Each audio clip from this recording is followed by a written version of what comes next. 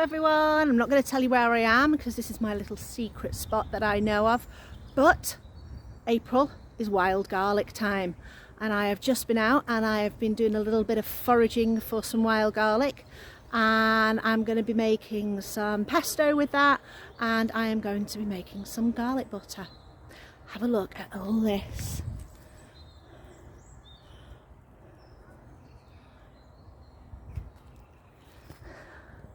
Now when I do pick it, it's near a pathway, so I always pick from the back, but to make sure that obviously no animals, when people are walking their dogs, have not been on it, pick right from the back, never take the roots, never take the flowers, and always just take maybe one from each plant that I pick from, and only ever take as much as I need, which is, considering there's only 2 of us, it's only a small amount. So always be conscious about where you pick and what you pick and how much you pick, and I'll show you what I'm doing later. Here is my wild garlic. This has been submerged in some lemon water, so that's basically just cold water with a splash of lemon in it, just to make sure that we have got any bugs or any nasties all cleaned off there, and it has just been draining over my sink for the past few minutes, and then we will be turning it in to our pesto and our garlic butter. So we've got our wild garlic and we're going to make some garlic butter. I have got some very nice softened homemade butter. We are going to make pesto. Now traditional pesto is basil, olive oil, parmesan and pine nuts. I'm going a bit different. I've got my wild garlic. I do have olive oil. I'm not using parmesan, I'm going to use some nutritional yeast. I'm going to use walnuts, and obviously there's a little bit of salt there just for the extra flavour. I'm going to chop this up a little bit smaller just so it's easier to work with. I'm going to chop some really fine to go in our butter. So what I've done here is I have just made it so that the ends are all together, because I don't want to use those in the garlic butter. They're going to be a bit too tough. I don't mind having it quite chunky for my garlic butter. It's still going to be really tasty. So what I'm going to do is I'm going to fold it up and roll it up just to make it a little bit easier to chop. And then I am just going to chop this very finely.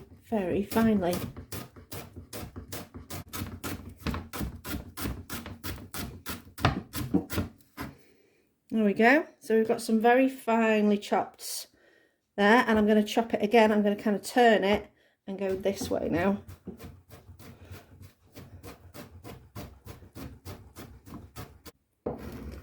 Bring it all together and go again. Just trying to make this as finely chopped as I possibly can. Now if you don't want to do it the way I'm doing it, then just go for this kind of chop. Yeah, this kind of chop, until you get it as fine as possible. So I'm just going to pop all that nice wild garlic into there and give it a mix up, and then give it a taste.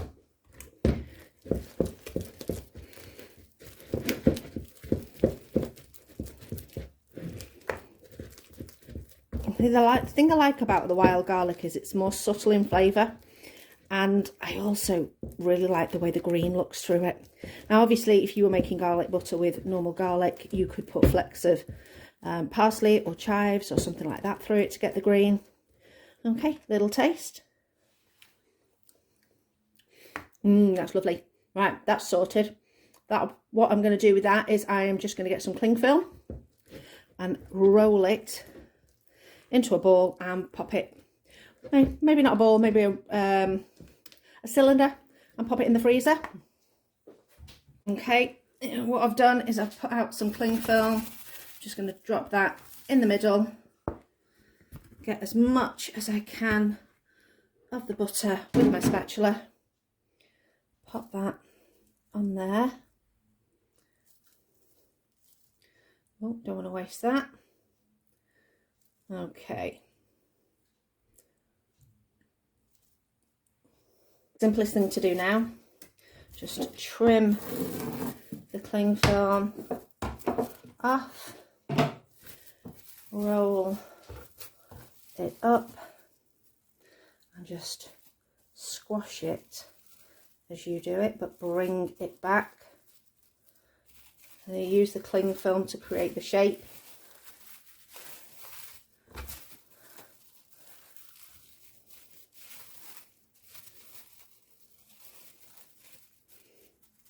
That will do. Just roll that up. There we go. And that can go in the fridge or the freezer, depending on how quickly you are going to use it. There we go. So with the rest of the garlic, I have chopped it up so that it's easier for the food processor to handle it. I did take out some more of the stems. If there's a few stems still in there, it's nothing to worry about. And we're going to start compiling. Now, there's no recipe quantities for this. I do it all by eye. So it's a little bit hit and miss to start with, but then you just have to adjust slightly and it'll work itself out. Okay, gonna start off with a drizzle of olive oil, kind of like a lubrication to get it going. Then we're gonna go in with some of our wild garlic, and then gonna go in with some walnuts and a bit of the nutritional yeast. And then I'm going to pour a little bit more olive oil. Oh, sorry, I've just knocked you on the top. And then we're going to start giving this a bit of a blitz. Now, let's just check on the camera to see if you can see in there. Yeah, that looks good. Let's go.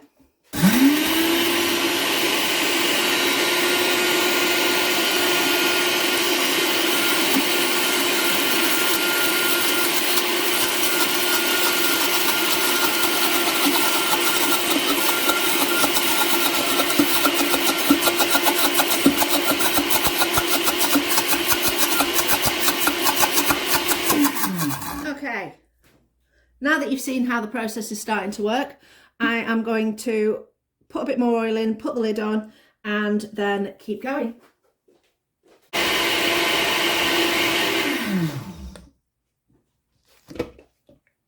Don't forget to scrape down your sides to make sure it's all gone in. You get stray little bits that get flicked up. Right, I'm going to start to taste now.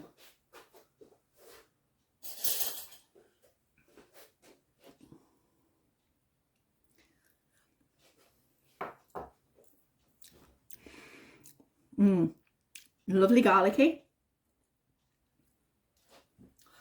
Needs a few more nuts to create that mouthfeel, and a little bit more nutritional yeast for the cheesiness. Lid back on.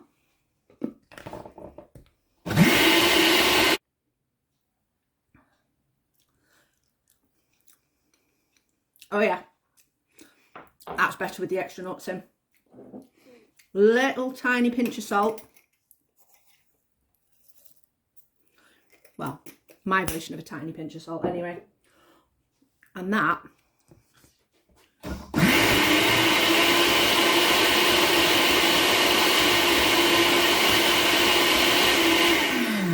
will be good to go.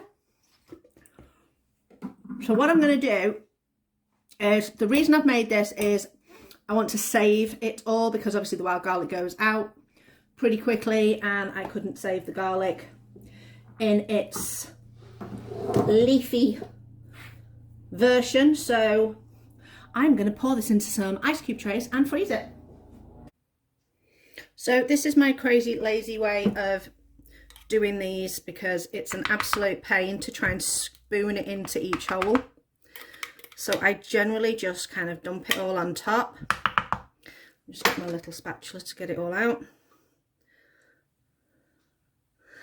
And if you dump it all out nearish to one end, then what you can do is use your spatula to fill each hole,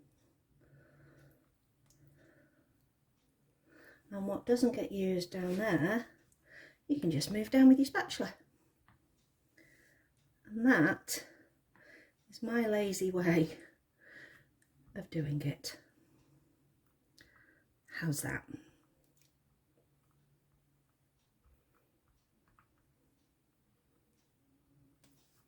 Done.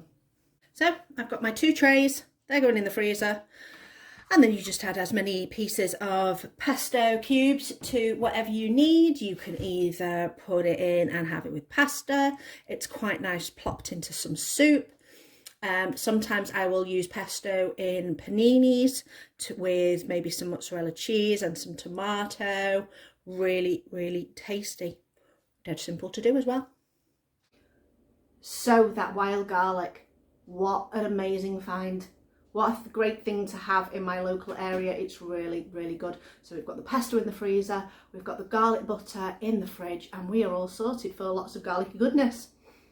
Please remember, if you are going out there and finding wild garlic, be sustainable. Be careful about how much you take. And as I said at the beginning of the video, don't take any of the flowers, and please don't pull any up. It's not worth it. It's nice that it's out there for everybody to use, and to use in a really positive way. Hope you liked the video. Thanks for watching. See you next time.